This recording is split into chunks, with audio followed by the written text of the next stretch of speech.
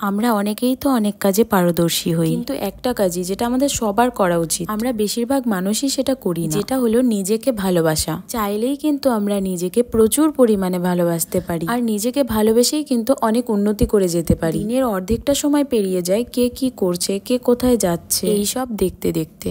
আচ্ছা, এবার যদি ধরো জীবনটাকে একটু ঘুরিয়ে নেওয়া যায়, যেমন ধরো কে কি করছে সেটা না দেখে কালকে সকালে এই কাজটা আমি কমপ্লিট করবই, এই প্রতিজ্ঞাটা যদি নেওয়া যায়। কে কোথায় কি করে স্বপ্ন পূরণ করলো সেটা না দেখে নিজেই চেষ্টা করে নিজের ছোট ছোট স্বপ্নগুলোকে পূরণ করা। আসলে কি জানো তো, আমরা অন্যের প্রিয় জিনিসটাকে পাওয়ার তাড়নায় নিজের কোন জিনিসটা পছন্দ সেটাই ভুলে যাই। অন্যের স্বপ্ন পূরণ বা ইচ্ছে পূরণ দেখে হিংসে বা হতাশা হওয়ার কোনো মানে হয়? সত্যি বলো তো, অন্যের কাছে যেটা স্বপ্ন সেটা তো তোমার কাছে স্বপ্ন নয়। তাহলে সে বিষয়ে হিংসে করে তুমি অযথা কেন নিজের ক্ষতি করছো?